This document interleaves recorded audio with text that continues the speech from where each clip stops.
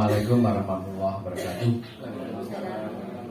Alhamdulillahilladzi arsala rasulahu bil huda wa dinil haq liyudhhirahu 'ala dini kullihi wa kafa billahi syahida. Asyhadu an la ilaha illallah wahdahu la syarikalah wa asyhadu anna Muhammadan abduhu wa rasuluh. Allahumma shalli wa sallim wa barik ala Muhammad wa ala alihi wa ashabihi wa man tabi'ahum bi ihsanin ila yaumil qiyamah. Amma ba'du.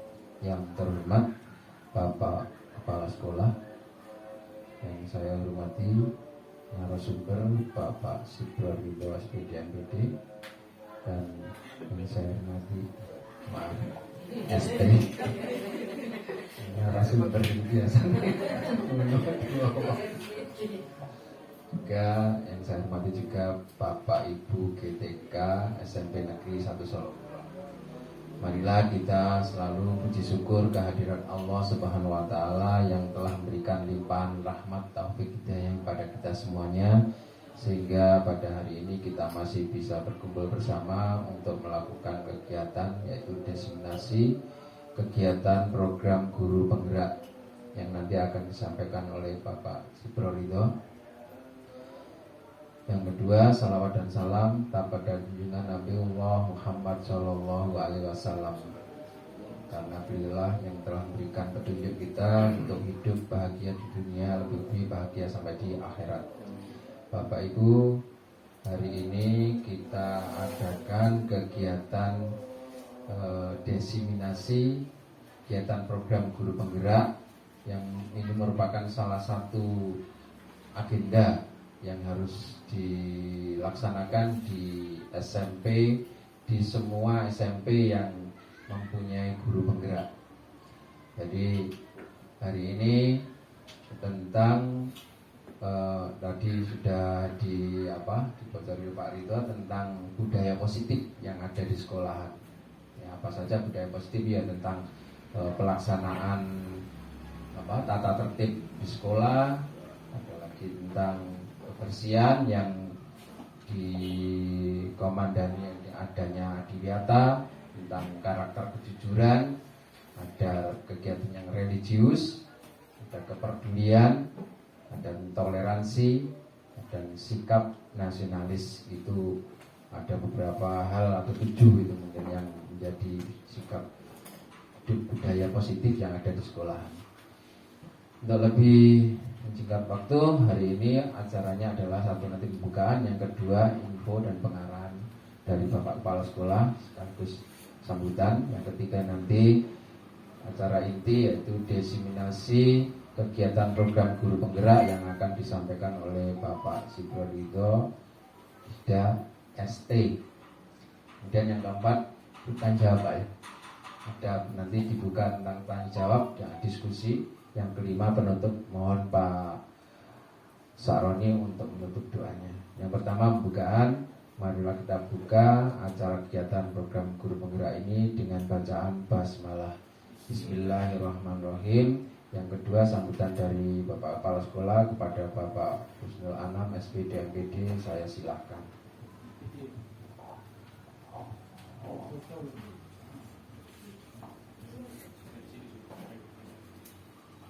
Bismillahirrahmanirrahim. Assalamualaikum warahmatullahi wabarakatuh. Alhamdulillah, la haula wala quwwata illa billah. Asyhadu an la ilaha illallah wa syarika lah wa asyhadu anna Muhammadan abduhu wa rasuluhu nabiyya ba'da. Rabbi shrah li sadri wa yassir li amri wahlul min lisani yafqahu qawli. Amma ba'd.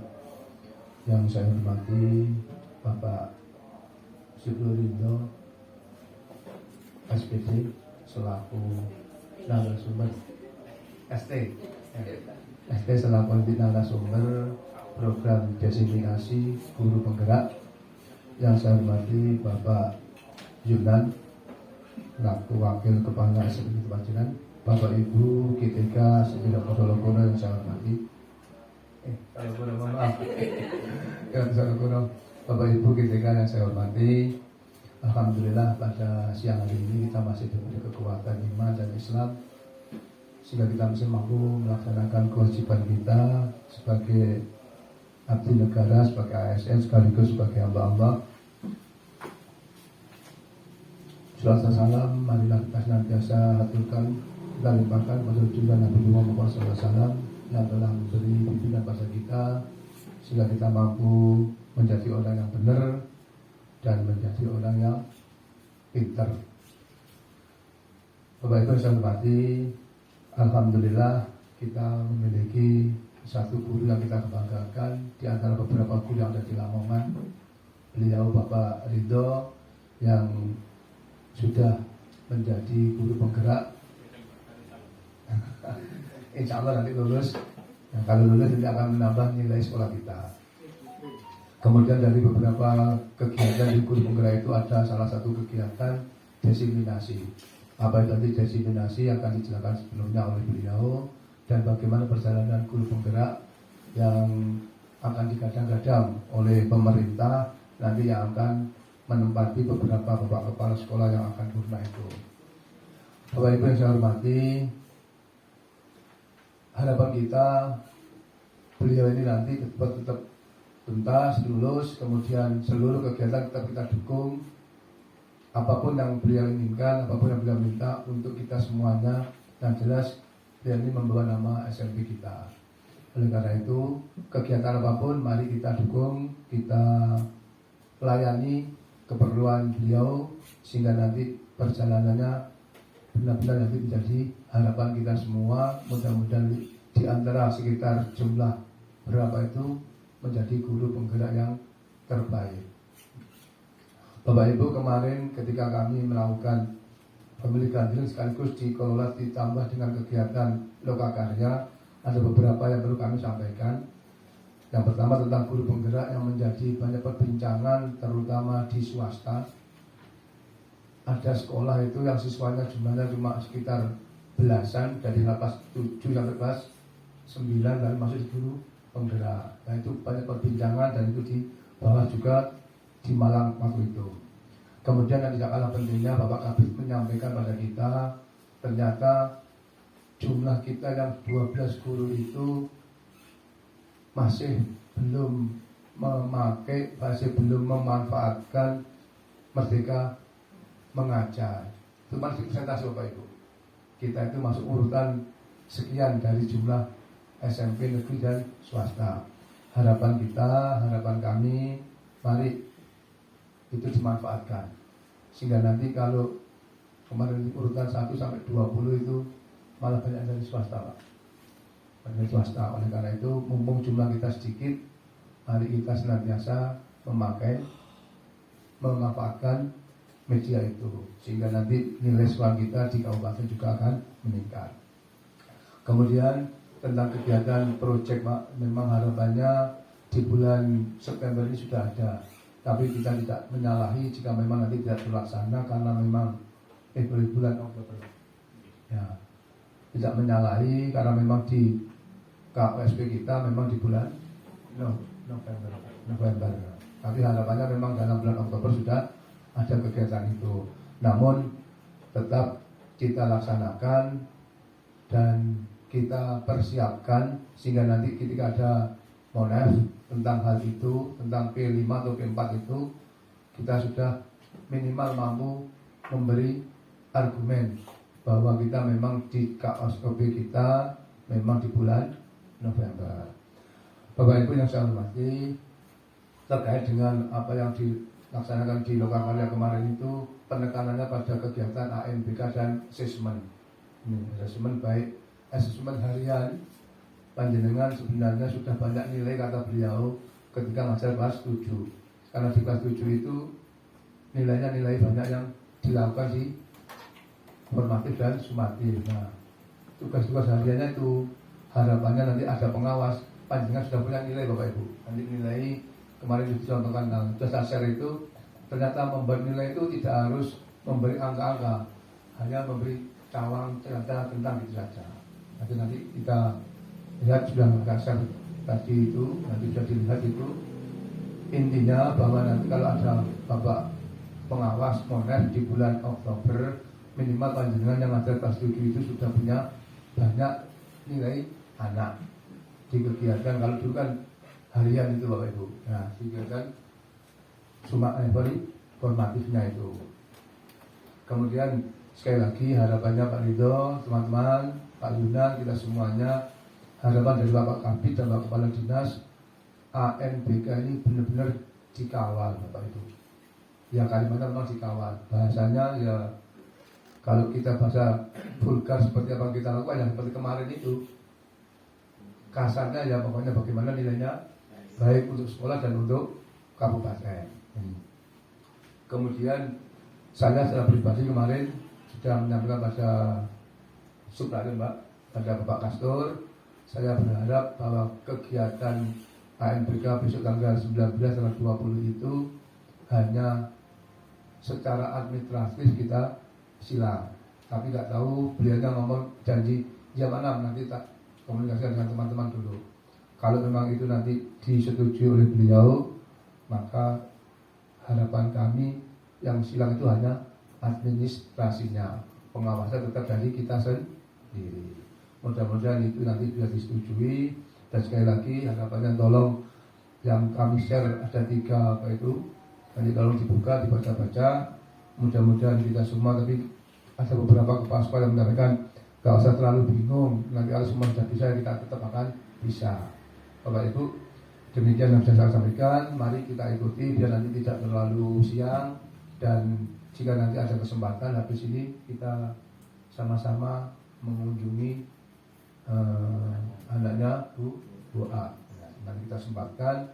Tolong nanti siapapun, kalau misalnya Pak Sakroni nggak dengar, kita semua nggak dengar, yang tahu di antara keluarga kita ada yang ya kita nggak mau sakit itu nggak mau, ada yang sakit, kemudian Pak Sakroni nggak ngerti, diingatkan bahwa ada keluarga kita yang perlu dijenguk Bapak Ibu. Demikian yang bisa saya sampaikan. Mohon maaf bila ada kekurangan. Bila ada yang saya, Assalamualaikum warahmatullahi wabarakatuh. Terima kasih atas pengarahan dari Bapak Kepala Sekolah. Untuk acara yang ketiga, acara intinya yaitu diseminasi kegiatan program guru penggerak yang akan disampaikan oleh narasumber kita kepada Bapak Sibro Ridho Idah ST. Saya silakan, saya beri waktu seluas-luasnya hingga nanti sampai selesai, sampai sekuatnya pokoknya. Terus disambung dari kegiatan selanjutnya nanti diskusi tanya jawab kepada Bapak Ridho. Saya silakan.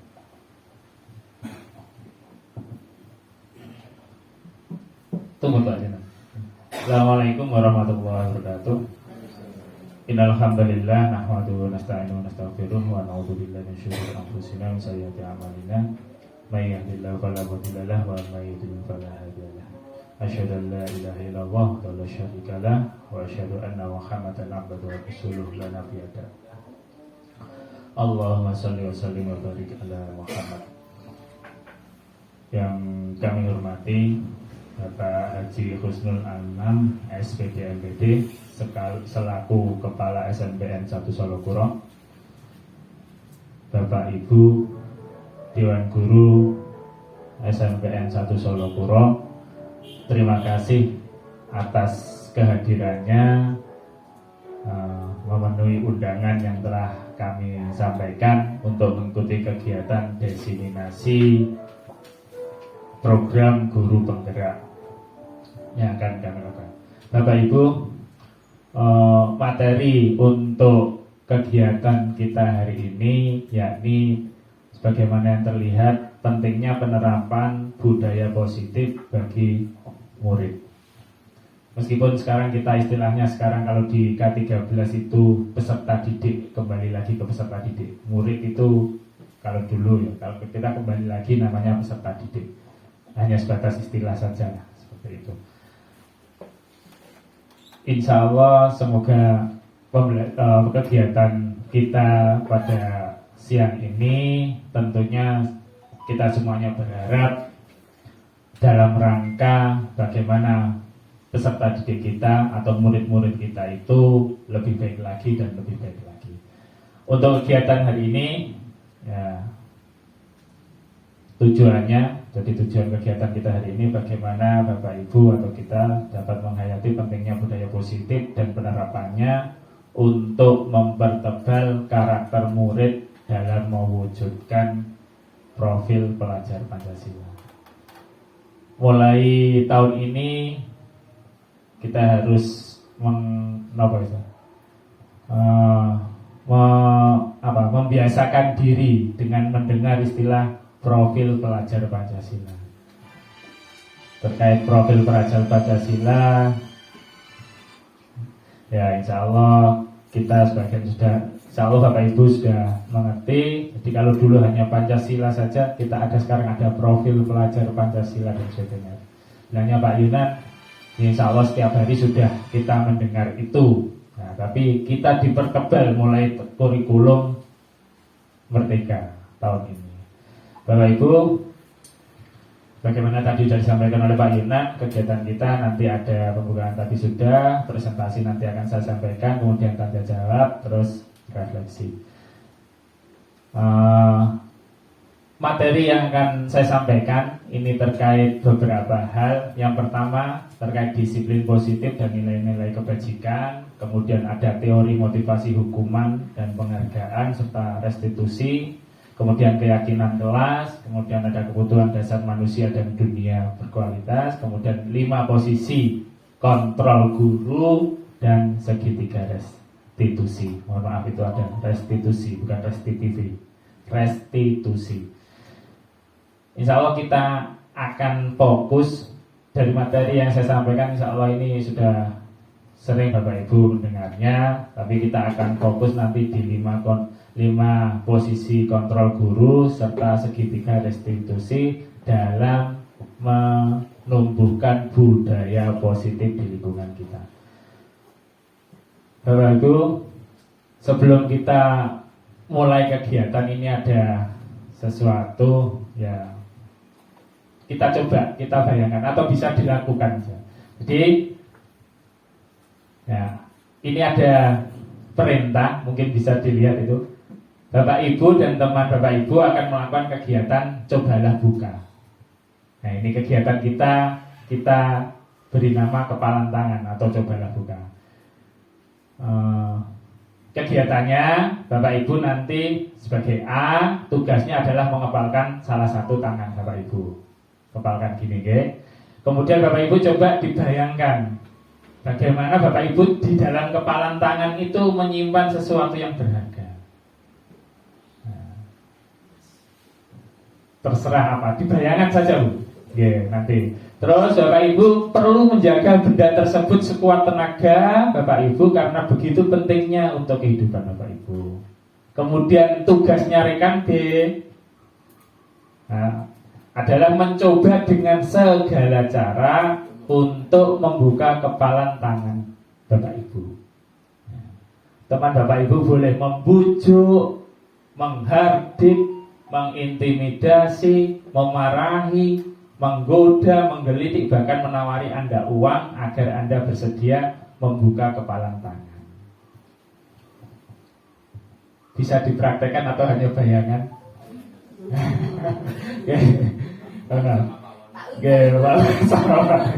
Nah, kira-kira apa yang terjadi?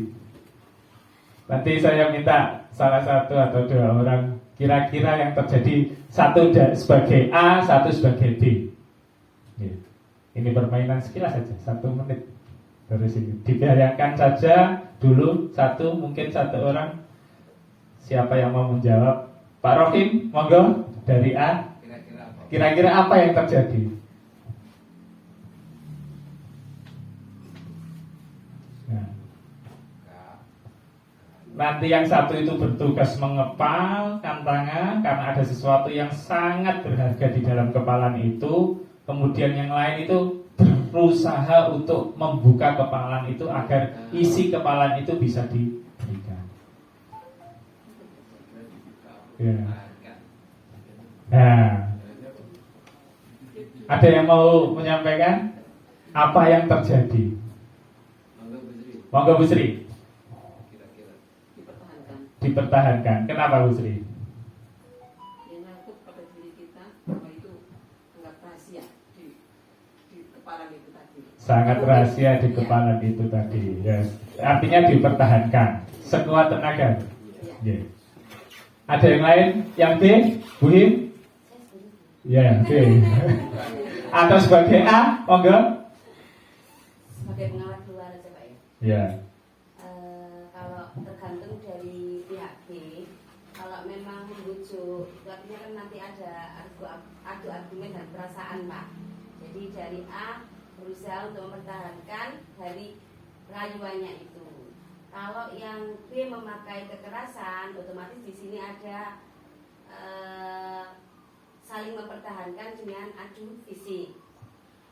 Kemudian kalau menggoda atau menggelitik hampir sama dengan kedua-duanya itu Pak ya. Jadi termasuk untuk janji itu adalah nanti A adalah upaya mempertahankan itu dengan membentengi perasaan, menguatkan untuk mempertahankan apa yang dipegang itu.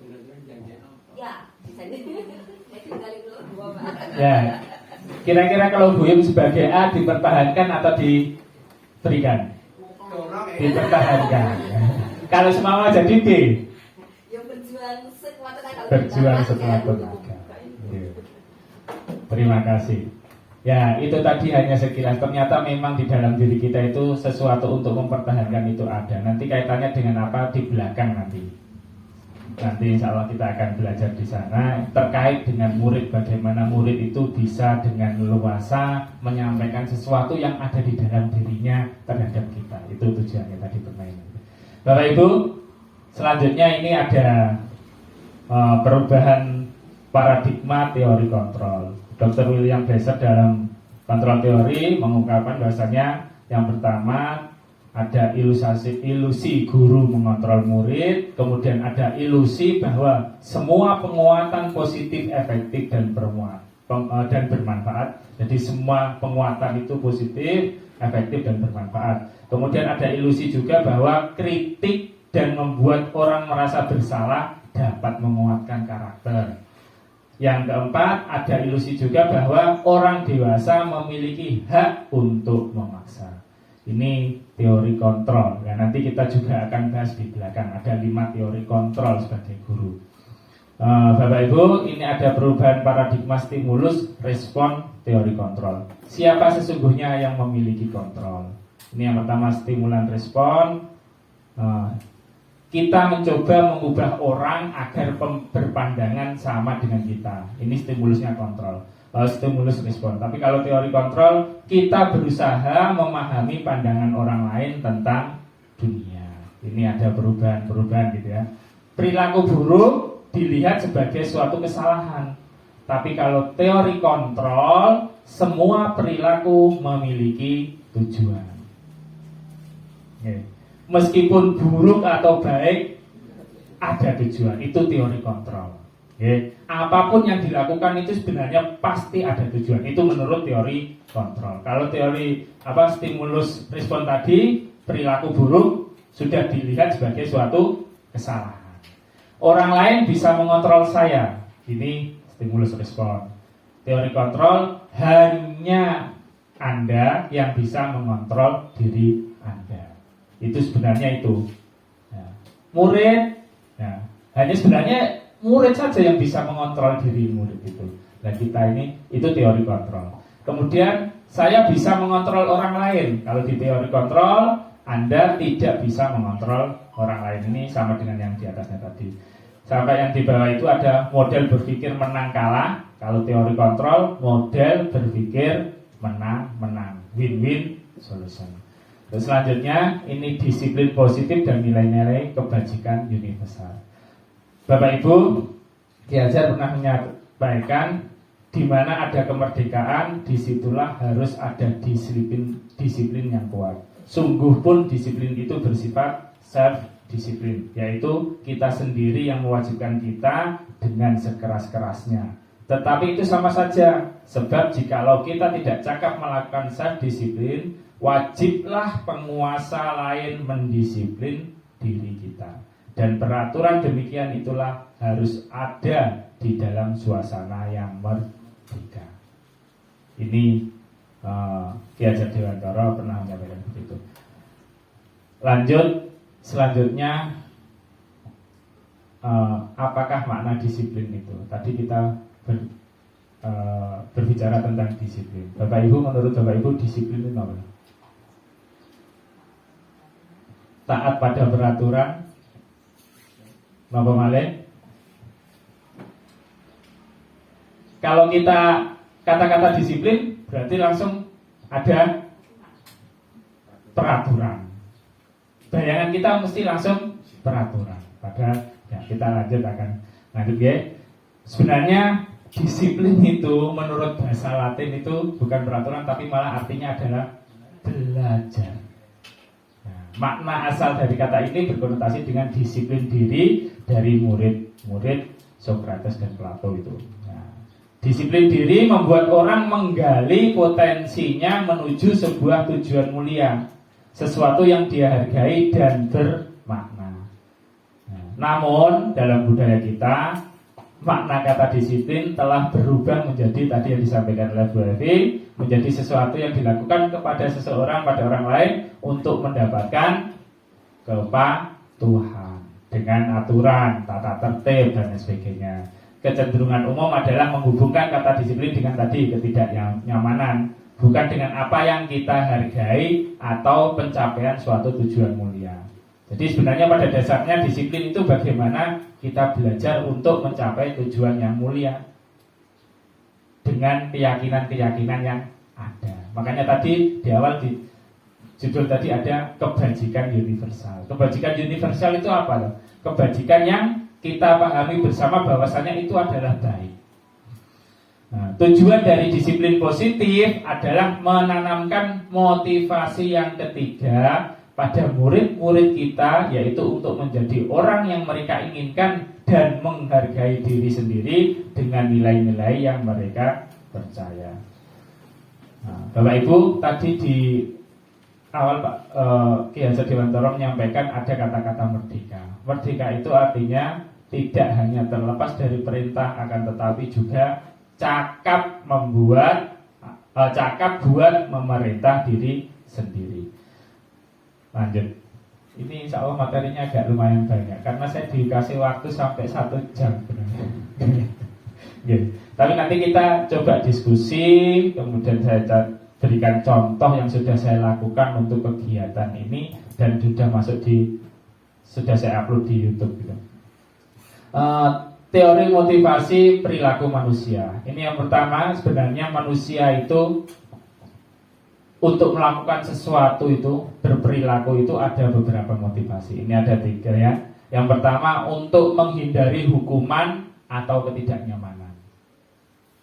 Nah, mungkin anak-anak kita melakukan sesuatu itu pun dalam rangka ini, menghindari hukuman atau ketidaknyamanan. Apa yang terjadi jika saya tidak melakukannya? Ini termasuk motivasi eksternal karena ada ketidaknyamanan tadi, takut untuk dapat hukuman. Yang kedua, untuk mendapatkan hadiah atau imbalan atau penghargaan. Apa yang akan saya dapatkan jika saya melakukannya? Ini juga termasuk motivasi eksternal. Ini biasanya rata-rata kita tidak bisa memungkiri anak-anak kita itu melakukan sesuatu yang ada di sekolah itu rata-rata ya memang 2 ini. Yang pertama menghindari hukuman atau ketidaknyamanan, yang kedua mendapatkan hadiah, reward atau penghargaan. Nah, yang ketiga untuk menjadi orang yang mereka inginkan. Nah, ini yang kita akan tumbuhkan bersama-sama. Jadi bagaimana murid-murid kita ini memiliki motivasi melakukan sesuatu hal itu dalam rangka menjadi orang yang mereka inginkan. Ini termasuk untuk menghargai diri sendiri. Yang kedua, saya akan menjadi orang seperti apa jika saya melakukannya. Ini pertanyaan pada diri. Nah, nanti ini termasuk motivasi internal. Motivasi dari dalam diri inilah yang akan kita tumbuhkan. Kalau sudah memiliki motivasi internal, insya Allah enak anak melakukan sesuatu hal karena tidak berdasarkan motivasi eksternal. Jadi kalau ada sesuatu hal di dalam perjalanan, mereka akan bisa mengatasi sendiri karena internal, karena dari dalam sendiri. Kepinginanku seperti ini, seperti itu. Nah, itu murid-murid. Nah, bagaimana murid-murid itu bisa, murid-murid kita atau peserta didik kita itu bisa memiliki internal itu dalam belajar paling tidak minimal. Nah, Bapak Ibu, ini ada pertanyaan, mengapa tidak peraturan saja? Mengapa harus keyakinan kelas? Nah, yang pertama, mengapa kita memiliki peraturan harus menggunakan helm bila mengendarai kendaraan roda 2? Ini sebuah pertanyaan-pertanyaan aja. Nah, yang kedua, mengapa kita memiliki peraturan 3M, menggunakan masker, mencuci tangan, dan menjaga jarak pada saat COVID kemarin? Nah, mengapa kita memiliki peraturan harus datang tepat waktu pada saat mengikuti pelatihan atau kegiatan? Nah, ini pertanyaan-pertanyaan. Nah, untuk mendukung motivasi intrinsik, kembali ke nilai-nilai, keyakinan-keyakinan yang lebih untuk menggerakkan seseorang dibandingkan mengikuti serangkaian peraturan-peraturan. Mas Am nggak usah di video terus, nggak apa-apa Mas Am dari situ. Saya dari sana sudah.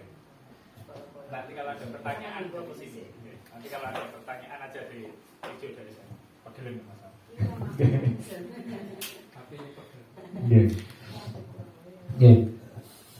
Saya lanjutkan.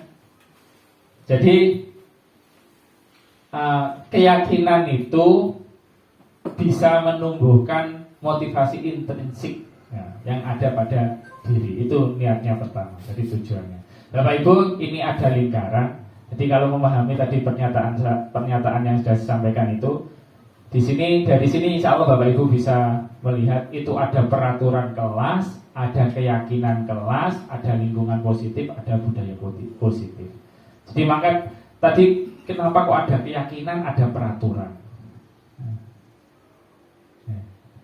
Kira-kira apa bedanya peraturan sama keyakinan? Kalau tadi dari yang saya sampaikan, peraturan dari luar diri, kalau keyakinan dari dalam. Itu yang akan kita tumbuhkan. Peraturan biasanya kalau peraturan itu anak-anak nggak bisa saling menyusun aturan sekolah, contohnya aturan kelas berarti kelasnya harus gini, itu sudah disusun. Tapi kalau keyakinan kelas, anak-anak menyusun sendiri dari dalam diri sendiri, dari keyakinan yang ada pada dirinya. Kemudian ada lingkungan positif. Lah, hasil dari keyakinan kelas itu diharapkan bisa menumbuhkan lingkungan yang positif. Kalau sudah lingkungan positif terbentuk, ada yang namanya budaya positif. Tadi budaya positif sudah disampaikan oleh Pak Yunan. Contoh budaya positif itu sangat banyak sekali. Kita insya Allah juga sudah melakukan sholat berjamaah, sholat duha, kemudian anak-anak ya membersihkan sebagai, terus kemudian upacara, itu juga termasuk budaya positif ya, harus kita jaga dan kita rawat. Bapak Ibu, ini ada sesuatu yang harus dijawab, mungkin sambil melihat Mas Am bisa memvideo. Nanti satu-satu mungkin ya. Nomor 1, ini nilai kebajikan. Ini kan kita kebajikan berarti nilai kebaikan yang sudah kita yakini bersama-sama. Kira-kira peraturannya selalu kembalikan buku ke tempatnya. Ini kira-kira keyakinan kelas atau nilai kebajikan yang dituju. Keinginannya seperti apa kira-kira? Nomor 1 ini.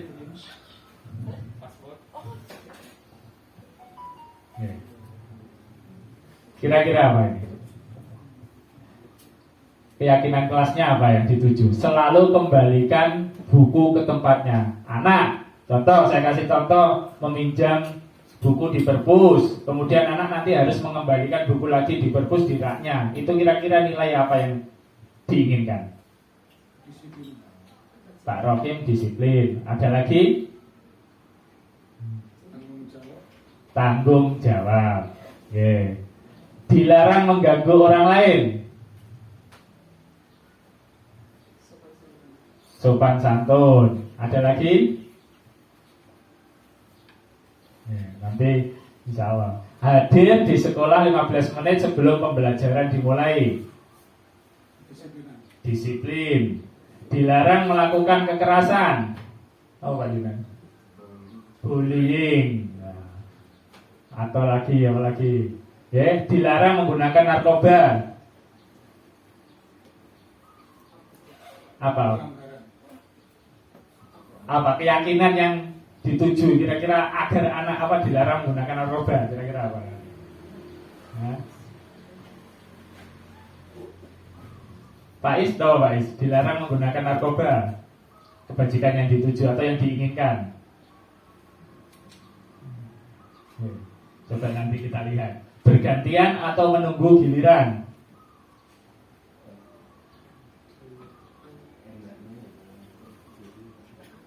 Antri, nah ini ku nopo nih, keyakinan nopo nih? Sabaran, terus bisa masuk. Gunakan masker, kesehatan. Nomor 4 tadi, nomor 5 tadi dilarang menggunakan narkoba, kesehatan. Jangan berlari di kelas atau koridor. Jangan lari-lari di dalam kelas atau di koridor. Keselamatan. Coba kita lihat. Nah itu selalu kembalikan tadi para penjawab, tanggung jawab. Kemudian dilarang mengganggu orang lain, menghormati orang lain dan diri sendiri juga masuk. Kemudian hadir, menghormati orang lain, komitmen pada tujuan. Nah, bersama insya Allah sudah mengerti Bapak Ibu. Jadi seperti tadi berlari, keselamatan atau keamanan. Menggunakan masker, kesehatan atau keselamatan. Lanjut Bapak Ibu. Nah ini kita akan mencoba membuat pembentukan keyakinan kelas. Jadi inti dari budaya positif untuk bisa melakukan budaya positif dengan baik itu kita harus punya pijakan, yaitu keyakinan kelas, keyakinan dari anak-anak itu. Salah satunya. Ini di kemarin nanti beberapa foto juga saya sampaikan sudah saya perlihatkan. Tadi kemarin digoda sama Bu Evi. Ternyata ya bondo Pak ya gawe ngono gitu. Enggak. Nah, itu di belakang itu contoh keyakinan yang saya buatkan gitu, Nah, jadi yang pertama mempersilakan murid-murid di kelas untuk bercurah pendapat tentang peraturan yang perlu disepakati di kelas. Ini peraturannya yang perlu disepakati. Jadi pertama itu memang peraturan dari awalnya. Tadi kan peraturan, lingkaran terkecil kan peraturan. Habis dari peraturan nanti naik ke keyakinan kelas. Nah, kita membuat keyakinan kelas jadi anak-anak disuruh bercurah pendapat tentang peraturan yang disepakati. Kemudian anak-anak diminta mencatat semua masukan-masukan para murid di papan tulis atau seperti itu.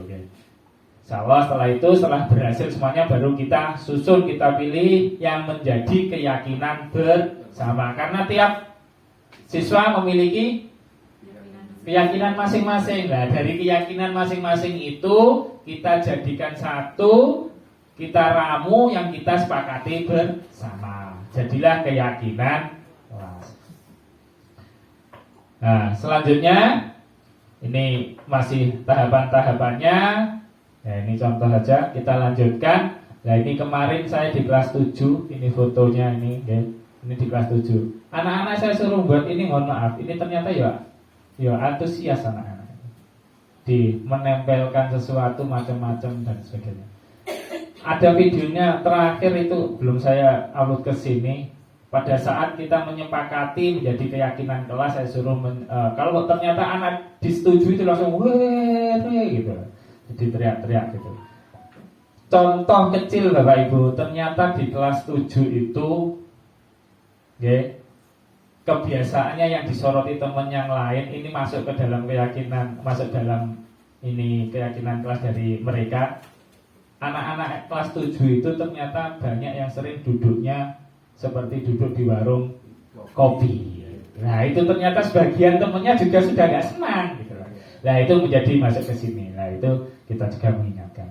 Kemudian ada yang masukkan baju dan sebagainya juga sudah disampaikan. Keluar dari ruangan pada saat pembelajaran itu contoh-contoh. Nah, ini setelah itu diambil beberapa tadi yang saya sampaikan, ini contoh video-video. Bapak Ibu, nah ini selanjutnya bagaimana jika ada pelanggaran di dalam menjalankan keyakinan kelas. Nah, ini ada keyakinan kelas, jadi muaranya nanti keyakinan kelas dulu. Nah, setelah itu kalau ada pelanggaran gimana? Tadi ada 3, ada hukuman, ada sanksi atau konsekuensi, kemudian ada restitusi. Nah, ini hukumannya itu seperti apa? sanksi, konsekuensi, dan restitusi seperti apa. Ini contoh sesuatu yang menyakitkan harus terjadi. Ini hukuman yang sering terjadi ya pada murid kita atau bahkan kita sendiri kalau mendapatkan hukuman itu biasanya menyakitkan. Kemudian kalau sanksi, sesuatu harus terjadi. Kalau restitusi merupakan sebuah pilihan. Ini perbedaan antara hukuman, sanksi, dan restitusi. Tidak nyaman untuk murid atau anak untuk jangka waktu panjang. Monggo Bapak Ibu diingat-ingat. Kalau dapat hukuman atau sesuatu yang hukuman yang terjadi pada diri kita saat sekolah, sampai saat ini insya Allah masih ingat.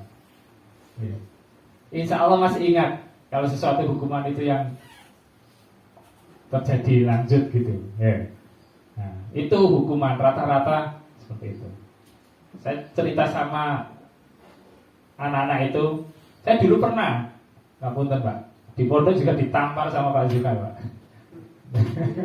Sampai sekarang juga masih ingat gitu. Lah itu ternyata ditampar. Ditampar di dalam masjid habis sholat isya. Sampai sekarang masih ingat. Tapi Pak Zulkar pada saat itu kemarin ketemu ya tambah dirangkut dan lain sebagainya. Itu ya. Lah itu hukuman. Sesuatunya itu biasanya teringat dalam jangka waktu yang panjang. Nah, kalau sanksi atau konsekuensi tidak nyaman untuk murid untuk jangka waktu pendek sanksinya biasanya begitu. Kalau restitusi menguatkan untuk murid atau anak dalam jangka waktu panjang. Insya Allah ini materinya banyak sekali ya. Nanti bisa dibaca dikit. Nah ini juga konsepsi diri buruk. Jadi hukuman biasanya itu rata-rata konsepsi diri buruk, konsepsi diri baik. Kalau positif konsepsi diri kuat. Ini saya lanjutkan. Nah, Bapak Ibu, ini tes. Monggo nanti saya minta tolong jawab. Tindakan membersihkan WC karena mematahkan pensil teman. Ini hukuman atau konsekuensi? Hukuman. Terus membersihkan tumpahan air di meja tulis karena tersenggol pada saat belajar. Hukuman atau konsekuensi? Konsekuensi. Insya Allah Bapak Ibu sudah mulai paham. Berdiri di depan kelas sambil mengangkat kaki satu karena tidak bisa menjawab pertanyaan. Hukuman atau konsekuensi? Hukuman. Dires sakit Pak Rokim. Nih, kehilangan 10 menit waktu istirahat untuk mengerjakan tugas karena terlambat datang dan tertinggal pelajaran 10 menit. Konsekuensi atau hukuman? Konsekuensi. Terus. Saat kita berulang kali menjanjikan hadiah kepada anak-anak agar berperilaku bertanggung jawab, atau kepada seorang murid agar mempelajari sesuatu yang baru, atau kepada seorang karyawan agar melakukan pekerjaan yang berkualitas, kita sedang berasumsi bahwa mereka tidak dapat melakukannya atau mereka tidak akan memilih untuk melakukannya. Alfie Kohn. Nah, ini yang disampaikan oleh Alfie Kohn. Jadi konsekuensi atau hadiah atau imbalan itu sebenarnya kalau menurut Alfie Kohn ini tidak baik juga. Mungkin ada yang tidak setuju, ada yang setuju. Nah, contoh BFI kemarin diprotes, Bu, aku orang oleh hadiah. Nah, artinya anak kalau tidak dikasih hadiah kira-kira melakukan perbuatan itu atau enggak? Nah, itu. Nah, ini lanjutannya dihukum oleh penghargaan. Ini masih menurut Alfie Kohn. Hukuman dan penghargaan adalah cara mengontrol perilaku seseorang yang menghancurkan potensi untuk pembelajaran yang sesungguhnya. Ini menurut Alfie Kohn. Apa contohnya? Memberikan penghargaan sama menghukum seseorang. Pengaruh jangka pendek dan panjang. Penghargaan tidak efektif. Penghargaan merusak hubungan. Penghargaan juga bisa mengurangi ketepatan. Penghargaan menurunkan kualitas. Ini macam-macam ini. Ya mungkin disadari atau tidak memang ternyata kadang Nah, ini contoh. Ibu Ambar, guru wali kelas, ini contohnya SD, mohon maaf. Ini sedang bingung menghadapi ulah salah satu murid di kelasnya Doni. Anggap saja kita melihat murid kita siapa? Ya, Raden. Ya, Raden. Ya. Oke, kalau ini contohnya kasusnya beda. Ini Doni ini seringkali meminta bekal makan siang karena dengan meminta bekal makan siang pada teman-temannya dengan paksa. Jadi mengatasi situasi seperti itu, Ibu Ambar, apa yang akan dilakukan? Menurut Bapak Ibu, kira-kira apa yang akan dilakukan oleh Ibu Ambar dan alasan Doni melakukan hal itu seperti apa? Nah, kita nggak akan tahu kalau kita tidak bertanya, benar. Nah, Bapak Ibu, tadi di awal juga kita sudah menyampaikan sebenarnya manusia itu melakukan sesuatu itu pasti ada alasannya, ada tujuannya dan sebagainya. Nah, ini salah satunya adalah 5 kebutuhan dasar manusia. Nih, jadi tidak lepas dari 5 kebutuhan dasar manusia ini. Manusia melakukan sesuatu: bertahan hidup, kasih sayang dan rasa diterima, kekuasaan, kebebasan, atau kesenangan. Nah, kira-kira tadi Doni meminta makan temannya itu kebutuhan hidup mana? Dari ini. Bisa gak sarapan, berarti artinya bertahan hidup. Murid-murid kita coba melakukan pelanggaran dan sebagainya, sesuatu yang tidak baik, itu monggo dilihat. Insya Allah tidak lebih dari ini. Kalau tidak butuh kasih sayang, ya, butuh juga kekuasaan. Kekuasaan artinya biar diakui temennya dan sebagainya. Kebebasan karena selama ini terkekang, ya.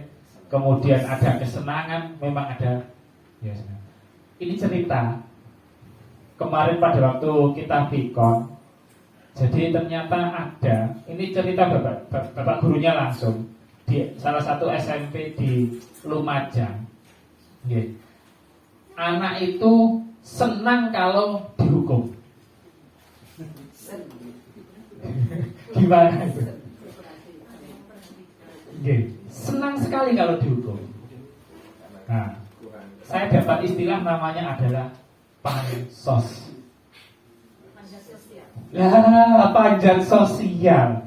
Itu saya dapat Bu Emi sama Bu Imas ternyata sudah ngerti pansos. Jadi anak-anak itu ternyata suka dihukum karena pansos tadi, panjang sosial. Nah, itu seperti orang seperti itu. Nah, itu masuk dalam kebutuhan, mungkin bisa jadi kekuasaan, kesenangan juga bisa. Nah, seperti itu.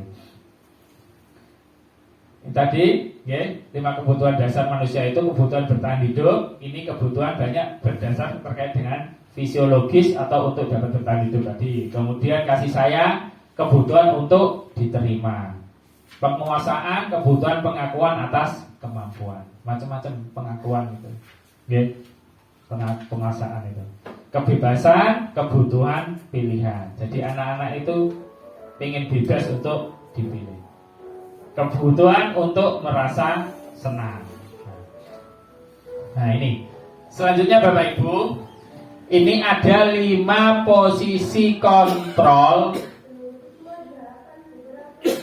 5 posisi kontrol sebagai guru. Ini yang tadi saya sampaikan. Kita banyak belajar di sini, monggo. Jadi 5 posisi kontrol sebagai guru yang perlu kita perdalam untuk menangani anak-anak. Yang pertama itu ada penghukum. Yang kedua ada membuat orang merasa bersalah. Yang ketiga sebagai teman. Yang keempat sebagai pemantau. Yang kelima sebagai manajer. Ini 5 posisi kontrol. Setelah penghukum, nah, monggo kita belajar bareng-bareng di sini. Penghukum, ini kata-kata yang sering keluar dari kita biasanya ini. Patuhi aturan saya atau awas. Nah, kalau kamu kamu selalu saja salah, awas. Kemudian selalu atau pasti selalu yang terakhir selesai. Kamu ini pasti terakhir selesainya. Nah, seperti itu. Guru seperti ini senantiasa percaya hanya ada satu cara agar pembelajaran bisa berhasil, yaitu cara dia. Penting dihukum anak. Nah, ini penghukum. Ini ada kata-kata patuhi aturan saya. Yang kedua, membuat merasa bersalah. Ini lewat kata-kata bagaimana anak itu akhirnya menjadi merasa bersalah. Ibu sangat kecewa sekali dengan kamu. Berapa kali bapak harus memberitahu kamu ya. Gimana coba kalau orang tua kamu tahu kamu berbuat begini. Ini membuat merasa bersalah. Di posisi ini murid akan memiliki penilaian diri yang buruk tentang diri mereka. Ini apa istilahnya? Efeknya terhadap murid. Jadi di pembuat merasa bersalah itu murid akan membuat merasa dirinya buruk. Nah, murid juga merasa tidak berharga dan telah mengecewakan orang-orang yang disayanginya. Yang ketiga, sebagai teman, nah ini kata-kata ayo bantulah demi bapak ya. Atau mana dan sebagainya. Ayo ingat tidak bantuan bapak selama ini. Wis tak ewangi bendino ngono kok cah mbok yo awakmu sing nganteng. Nah, itu salah satu kata-kata sebagai teman dan sebagainya. Ya sudah kali ini tidak apa-apa, nanti ibu bantu bereskan. Ini juga kata-kata sebagai teman, posisi sebagai teman. Guru di posisi teman menggunakan hubungan baik dan humor untuk mempengaruhi seseorang. Ya, selanjutnya pemantau. Ini lebih banyak dia kalau ketemu dengan siswanya yang melakukan kesalahan, mestilah mengingatkan karena berkaitan dengan data. Biasanya, nah kamu melanggar peraturan apa?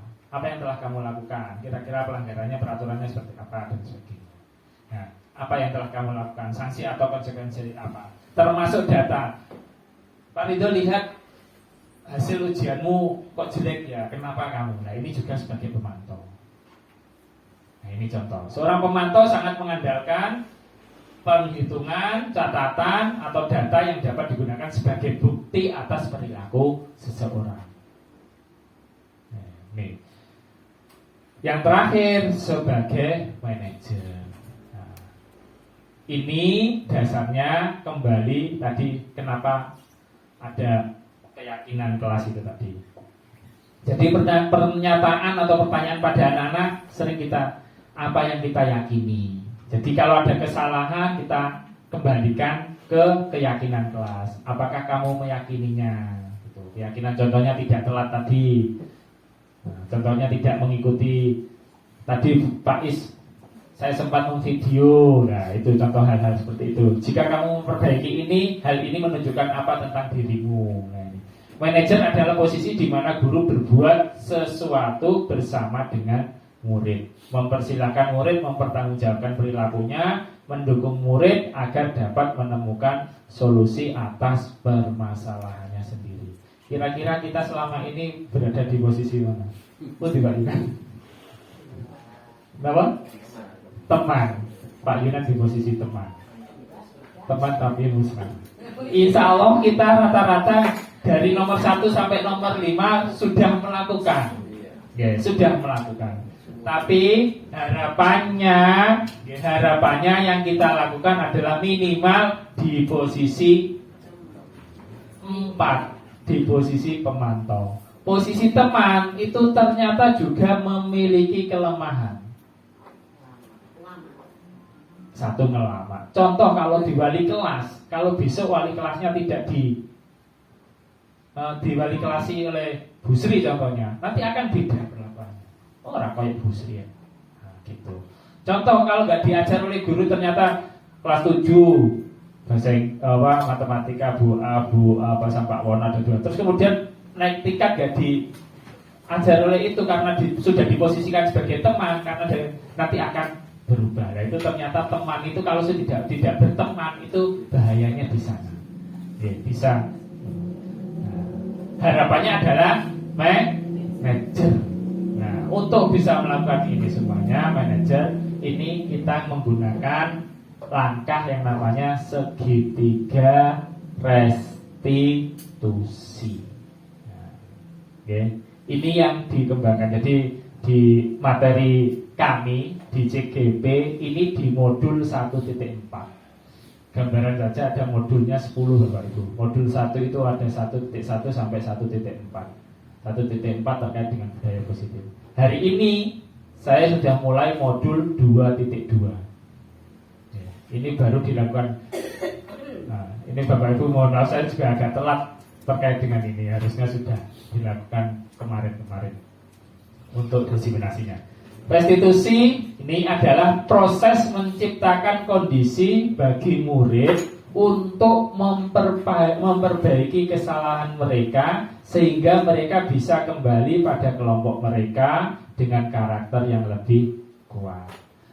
Nah, ini ada segitiga. Kenapa dinamakan segitiga restitusi? Ini karena ada 3 langkah. Nah, yang pertama ada validasi. Yang pertama ini menstabilkan identitas. Nah, ini jadi ada menstabilkan identitas. Kemudian ada validasi tindakan yang salah. Kemudian menanyakan keyakinan. Seperti itu.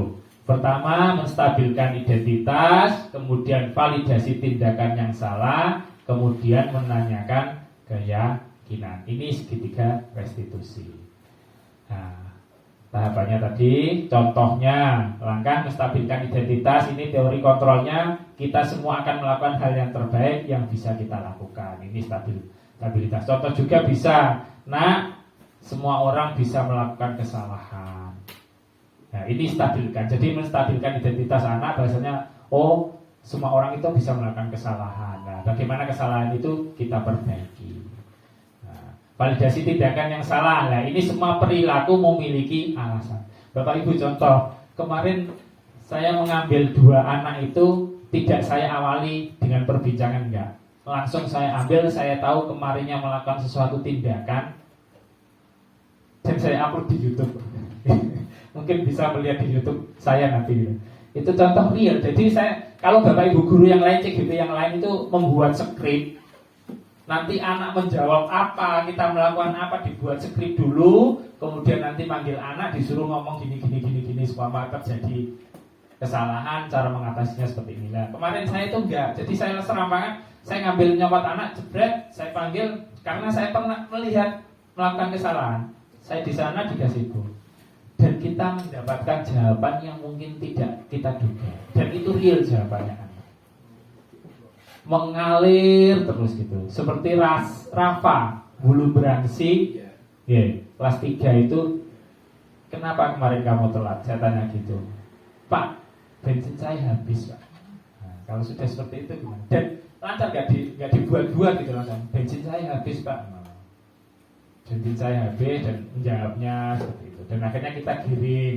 Nah, seperti itu. Itu salah satu contoh-contoh segitiga restitusi, menanyakan tindakannya salah. Nah, kemudian menanyakan keyakinan yang terakhir itu. Nah, sebenarnya kalian melakukan itu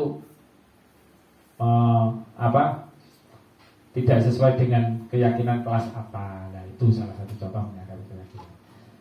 Bapak Ibu, ciri-ciri restitusi ini bukan untuk menebus kesalahan.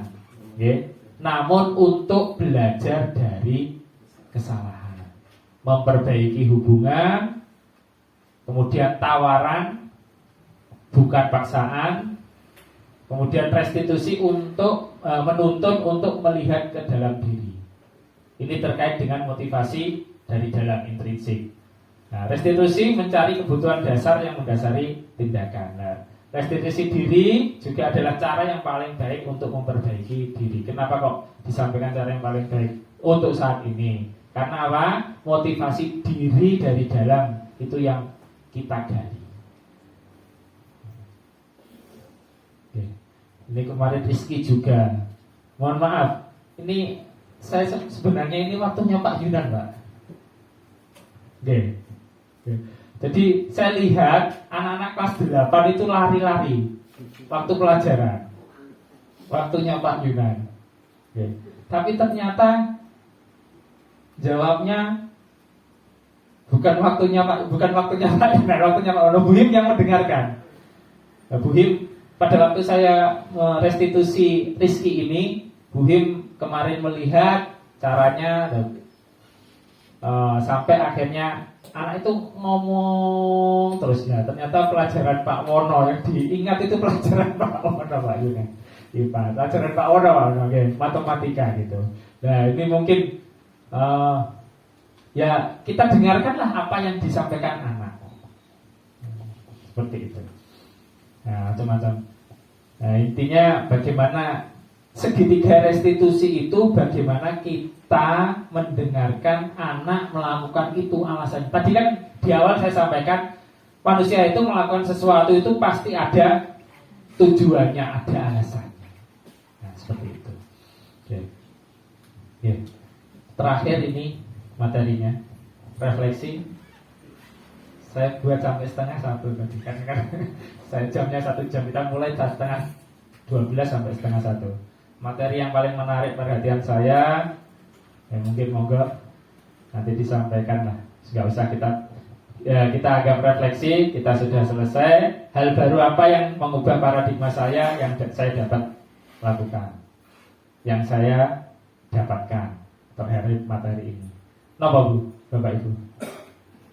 Oke. Kalau kemarin saya refleksi ya langsung saya menjawab, karena saya belum pernah mendengar segitiga restitusi, Pak. Menambah wawasan, segitiga. Nah, pun ini terakhir, terima kasih. Nah, ini contoh kalau contoh sebenarnya kemarin Pak Wono pada waktu selesai upacara kemudian memanggil anak-anak didudukkan. Itu salah satu cara-cara segitiga restitusi. Ini sekilas saja. Lulus. Oh Pak Wono sudah lulus ya gitu. Sama Pak Dina.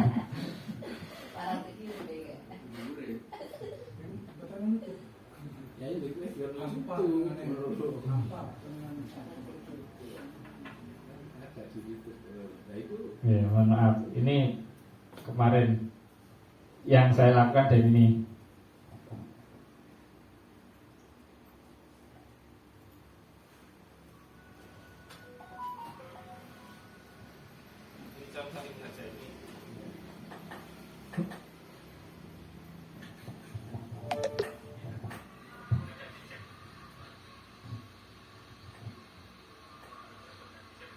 Nah ini bertanya, ini Rafa ini. Rafa. Sampai akhirnya anak itu mengambil kesimpulan sendiri apa yang saya lakukan untuk tidak melakukan itu lagi.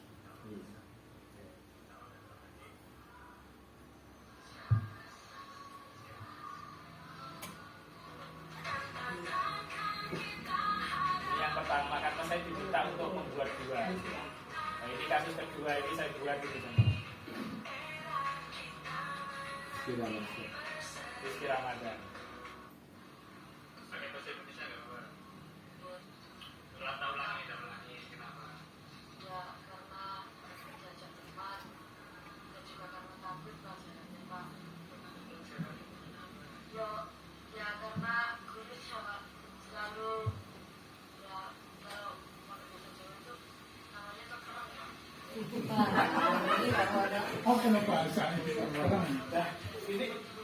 Ini anak di kegiatan terus saya ambil ini pelajaran untuk kita lah.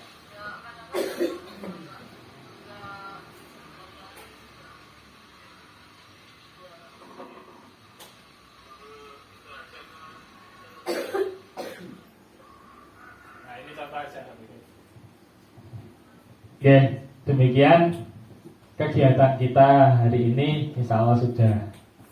Nah, semoga berhasil, semoga mendapatkan sesuatu hal. Ini contoh. Ini baru tugas pertama Pak Yunan. Pak Yunan sudah kantor. Oke. Demikian dari saya. Apabila ada pertanyaan, semoga nggak ada pertanyaan. Sudah setengah 1. Terima kasih dari saya. Assalamualaikum warahmatullahi wabarakatuh. Terima kasih. Ini tadi paparan panjang lebar dari Pak Subrahito tentang menangani siswa, Pak ya, dengan berbagai model. Ada dengan menghukum, ada yang membuat rasa bersalah, ada guru sebagai teman, pemantau, manajer. Ternyata yang sekarang yang sedang apa Pak?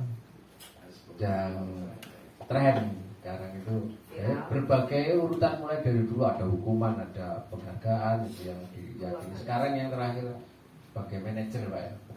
Jadi menggali aturan itu dari siswa sendiri.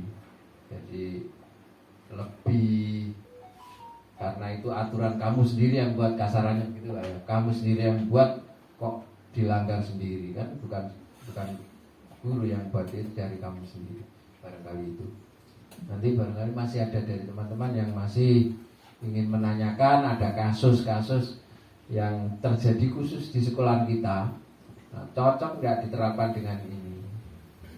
Untuk spesial untuk kelas 8. Ini banyak sekali yang sudah angkat tangan 2. Ini caranya gimana nangani anak kelas 8. Nah, barangkali di forum ini bisa kita, ada yang sudah, oh Pak, saya dengan cara saya ternyata kelas 8 takluk, pelajaran langsung diserap. Mari. Barangkali karena kita target itu juga ada target kurikulum yang harus, mata pelajaran KD-KD yang harus disampaikan kepada siswa. Tapi di sisi lain kita juga mengajarkan tentang karakter-karakter yang baik yang harus ditanamkan juga pada siswa. Monggo barangkali ada yang punya usulan atau pertanyaan, atau kita saling berbagi. Akan ditambahi mungkin dari Pak Ridwan. Monggo Pak Wono. Kelas 8 kira-kira piye Pak caranya menangani kelas 8, karena kita yang berhadapan langsung dengan yang bermasalah ini sekarang kelas 8 yang banyak dipikirkan oleh Bapak Ibu guru. Monggo Pak Bu Evi, monggo Bu Evi. Terima kasih. Saya mau tadi Pak Ridwan menjelaskan ada peraturan sebelum ada keyakinan kelas itu ada peraturan dari cara terkecil. Iya. Itu kok saya pahamnya itu lebih dulu peraturan terbentuk, ataukah keyakinan kelas itu kita dari keyakinan kelas anak-anak, setiap anak masing-masing itu terbentuklah keyakinan kelas. Setelah itu barulah muncul peraturan yang merupakan kesepakatan mereka sendiri, bukan sekolah yang membuat peraturan. Hasil dari kesepakatan anak-anak sendiri, maka terciptalah sebuah peraturan. Itu pemahaman saya begitu. Jadi munculnya itu dari keyakinan masing-masing anak, kemudian terciptalah keyakinan kelas, dan akhirnya terciptalah sebuah peraturan yang disepakati oleh mereka sendiri. Terus yang kedua, untuk kelas 8, ya saya juga merasakan istilahnya itu sudah sambat dengan kelas 8 itu. Sudah berbagai cara, dialus, dikasar, istilahnya itu sama saja. Malah saya itu dapat masukan, Bu, mbok yang kebalikannya dari yang tadi, yang video dengan putar tadi, Bu, mbok yang kasar, kayak yang galak gitu loh Bu.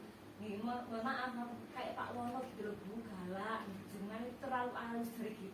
Katanya gitu malah saya gitu kan. Mbok saya galak gitu loh Bu, jadi guru itu. Nah, itu dengan cara bagaimana Pak? Saya cara restitusi yang dengan jelaskan juga. Menurut saya sudah saya laksanakan, saya coba mendengarkan di awal pembelajaran.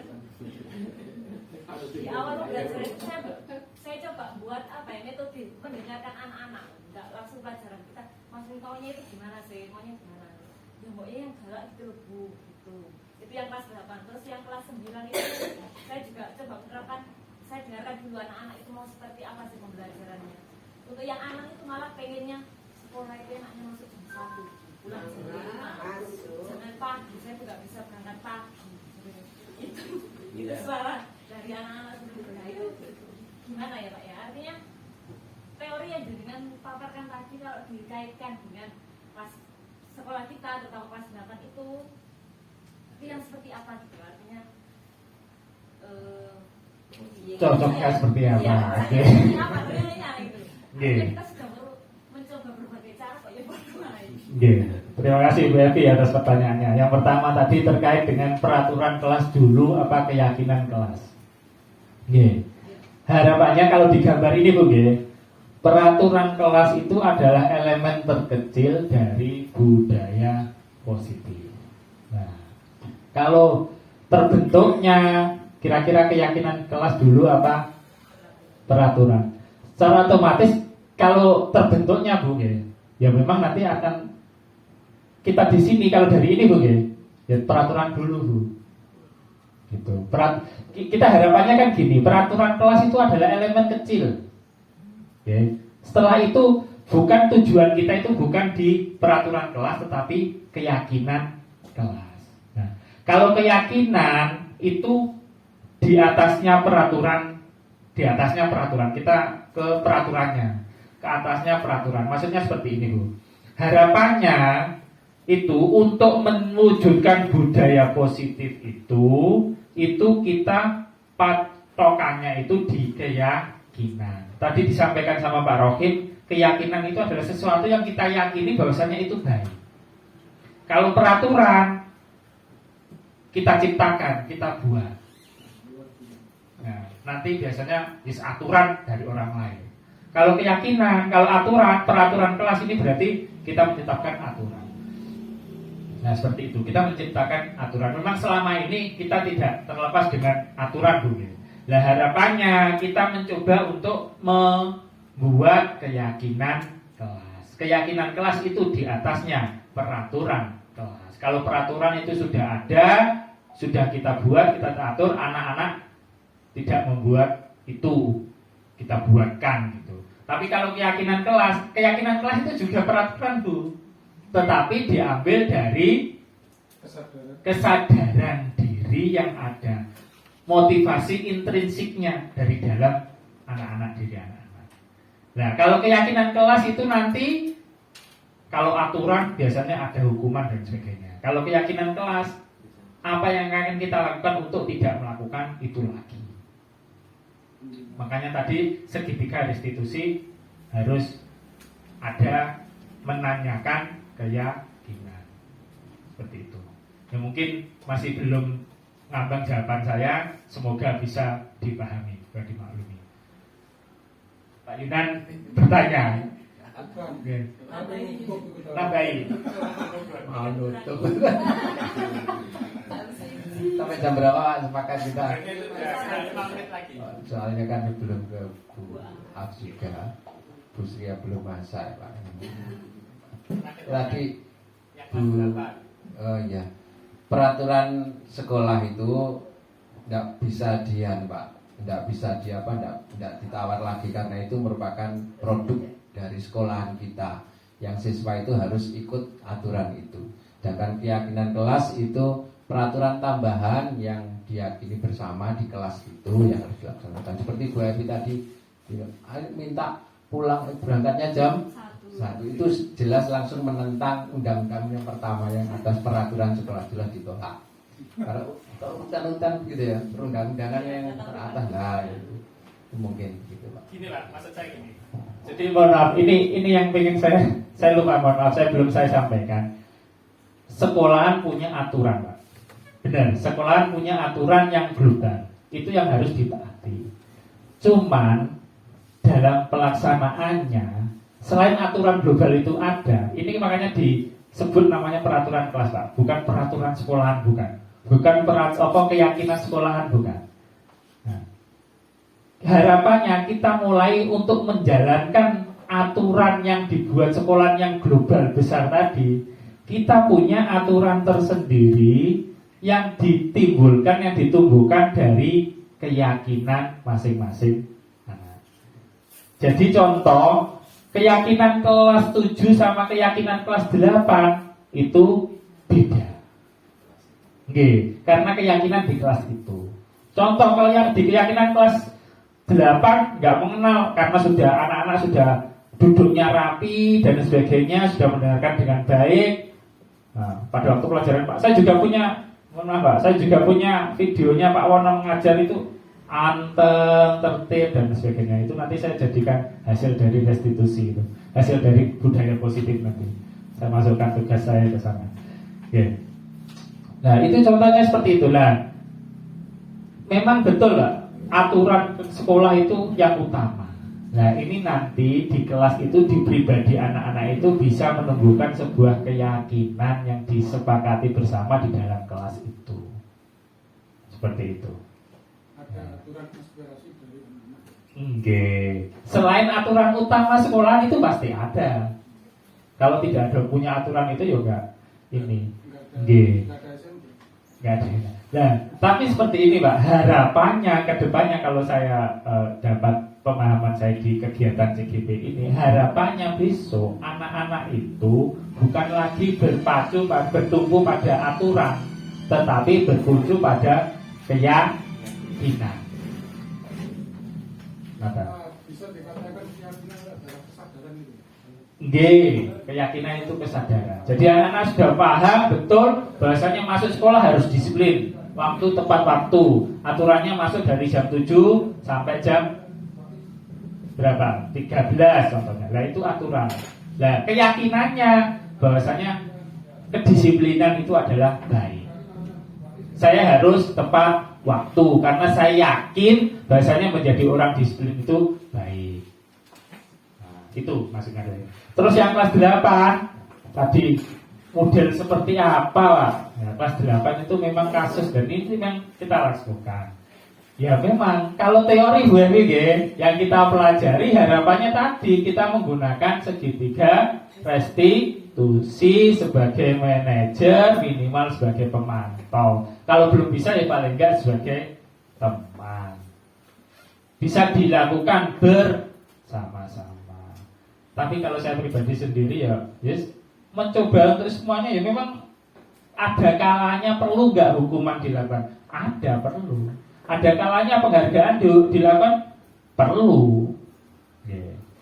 Buat kesalahan juga perlu.